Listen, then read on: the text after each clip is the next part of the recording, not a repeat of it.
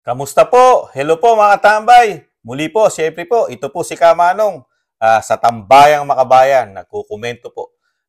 Ito po, komentuhan po natin mga tambay. Ang isa na naman pong balita na talagang, talagang si Pastor Kibuloy po ay talagang isa na pong wanted. Parang wanted na po, di umano. Dahil talagang tinutugis na mga tambay. At talagang priority na po ng gobyerno ang paghuli dito po sa Pastor Kibuloy mga tambay. Pakinggan po natin ang balita at komentuhan po natin mga tambay. Ito po. Ipinagutos na ni Philippine National Police Chief Police General Romel Francisco Marbil sa bagong talagang Director ng Police Regional Office 4A ang manhunt laban kay Apollo Kibuloy. Ayon kay PNP Public Information Office Chief Police Colonel Jean Fajardo, ipinagutos si Chief PNP na mas paigtingin pa ang paghahanap kay Kibuloy. Sinabi pa nito na lahat ng mga impormasyon na natatanggap ng pulisya ay kailangang validated upang matagpuan ang nagtatagong religious leader.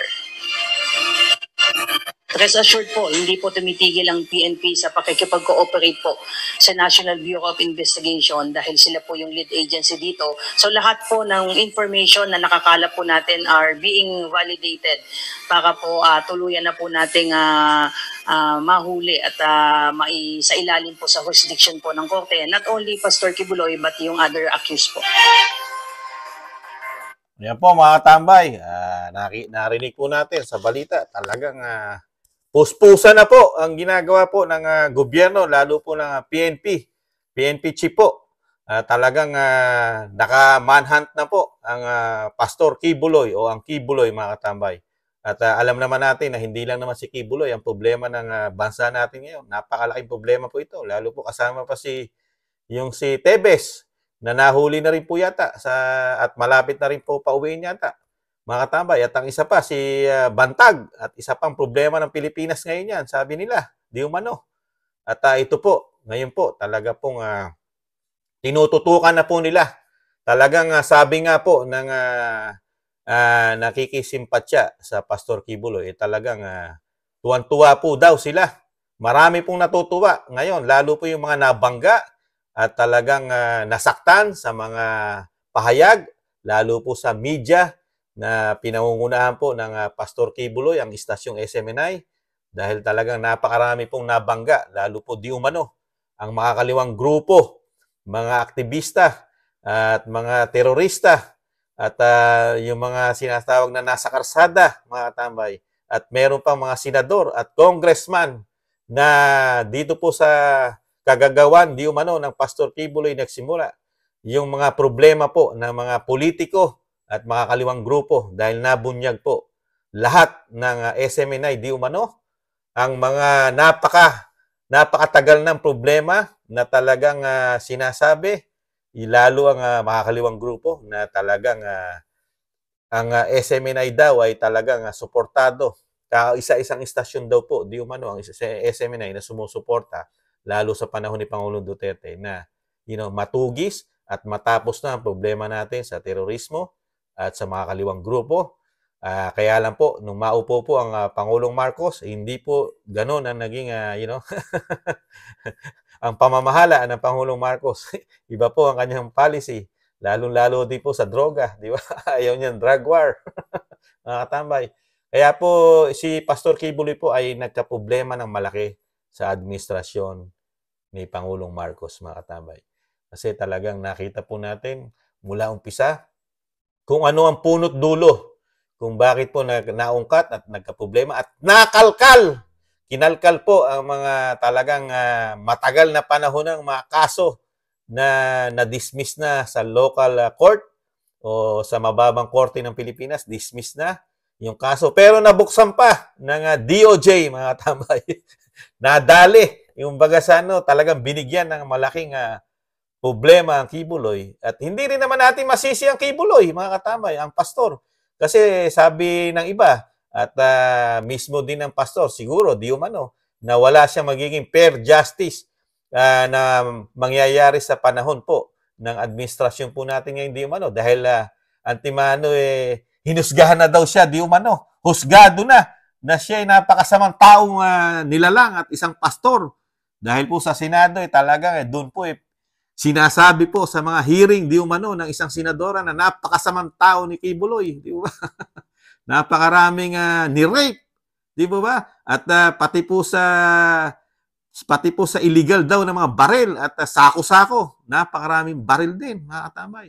At marami rin daw problema sa mga tauhan niya, lalo sa kanya kingdom dahil una-una hindi rin daw nagpapasweldo ng tama, mga katambay. Napakaraming binigay at binintang sa Pastor Kibuloy. Kaya po ngayon manhunt na po ang ginagawa at parang wanted na ang Kibuloy. Kaya po na nakakalungkot po para sa isang Kibuloy na talagang number 1 sumuporta ka. Number 1 po kasi sumuporta ito, mga katambay, di ba?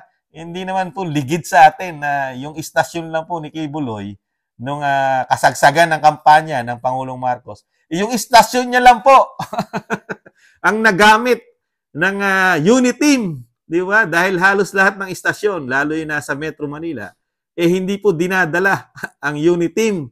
Ang dinadala po noong mga panahon na yon si Vice President, dating Vice President Leni, at kasama pa dyan sila Isko, ang mayor ng Manila, di ba? Pero isang istasyon lang po ang nagamit ng unit team, ang SMNI. Pero ngayon, tinutugis mo ng batas yung may-ari, isa sa may-ari ng SMNI na talagang binigyan po ng malaking pagtanaw ng utang na loob ng pamahalaan po natin. Sabi nila, di umano. Yan po ang pagganti ng pagtanaw daw ng utang na loob ng pamahalaan na tugisin ang nagbigay ng istasyon, nagpagamit ng istasyon sa pamahalaan. Yan po ang ganti daw na tugisin at gawing wanted at talagang napakasamang nilalang na dahil ikaw ay wanted na sa dami at patong-patong na kaso na naghihintay di umano sa korte ang hinaharap ng Pastor Kibuloy. Kaya po, tingnan po natin kung talagang mahuhuli po ang pastor dahil talagang buong PNP na po. Buong Pilipinas na ito, mga tambay. Talagang nagbaba na po ng order ang PNP chief natin, mga tambay.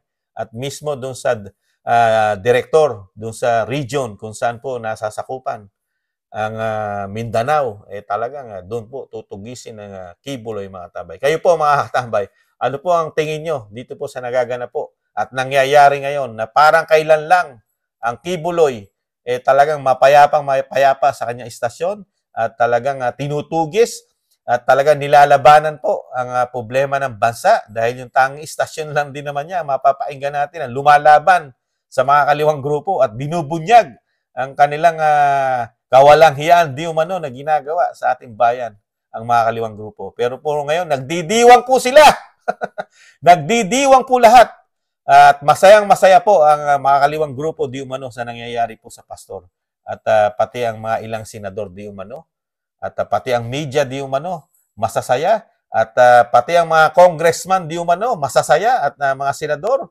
Dahil nagkabaliktad po ang sitwasyon po ngayon kay Kibuloy. Nung dati siya ang nagtatanong di umano ang istasyon niya at bumabakbak sa mga sa Kamara at sa Senado, yung mga natuklasan po ng SMNI at ni SAS at ni Pangulong Duterte, dating Pangulo, yung naging legal corruption ng Kamara na isang damukal na extraordinary daw, travel ban at kung ano-ano pa na walang po pwedeng, kahit mismong COA, hindi sila pwedeng i-audit. Ganun po katindi ang kanilang sinasabing natuklasan. At yan po'y lumabas sa istasyon ni Kibuloy. Kaya nabanggit ko lang po ulit. Kaya talagang tututukan ng gobyerno natin ngayon. Kasi marami na pong involved po dito po sa nangyari sa pastor. Napakarami na po naging involved. Nandiyan po Kamara, Senado, at ang pamahalaan, kasama makaliwang grupo di umano, At media, nandiyan din ang media. Dahil takot din ang media, mga katambay. Sa tingin ni Kamano, ang malalaking media, takot din po na banggain po ang pamahalaan natin ngayon. Kasi yan na po ang isang example po sa nangyari po sa istasyon ng Kibuloy na nagkaproblema. At nakitil, parang nakikitil di umano at kinikitil di umano ang malayang pamamahayag ng ating bansa. Dahil isang istasyon na wala namang problema ang prangkisa at walang korupsyon, nagkaproblema po. Kaya po, hindi natin masisi rin ang mga media, mga katambay, na lumaban at magpahayag at ilabas ang talagang katotohanan na nangyayari sa ating lipunan, lalo po ito pong malalaking korupsyon at makakaliwang grupo o makakaliwang grupo ay ipahayag sa iyong istasyon, baka mapangalawahan ka ng istasyon ni Kibuloy. Dahil ngayon, iba po ang ating style ng pamahalaan. Hindi po katulad ni Pangulong Duterte, ni dating Pangulong Duterte. Pagka ikaw lumalaban at talagang tinutugis mo mga kaliwang grupo, hindi ka magkakaproblema kay Pangulong Duterte. Yun ang gustong-gusto niya, na tumutulong ang mga istasyon sa kanya noong panahon niya, di po ba? Kaya lang po ngayon, baliktad na. Pagka gusto mo na matapos ang problema sa mga kaliwang grupo, matatanggalan ka na istasyon di umano. At pag pinahayag mo ang mga korupsyon sa gobyerno, matatanggalan ka na istasyon at magiging wanted ka pa, mga katambay. Ganun po katindi ang nangyari po sa istasyon di umano at kay Pastor Kibuloy. Abangan po natin at subaybayan din po natin kung ano po ang mangyayari. Kung talagang tuluyan ang mahuhuli, ang sinasabi nilang pugante na at talagang parang wanted na di umano ang Kibuloy at pinaghahabol na ng batas, mga katambay. Muli po, si Katambay Manong po, siyempre po, nagsasabi po at nagpapasalamat po dito po sa nakaagusto po ng ating napakaliit na channel, ang Tambayang Makabayan. Kinukomentohan ni Manong sa YouTube at TikTok. Muli po, nagpapaalam po. Ingatan nawa po tayong lahat, mga katambay. Tiis-tiis lang po. Makakabangon pa ang ating bansa. Paalam. Bye-bye.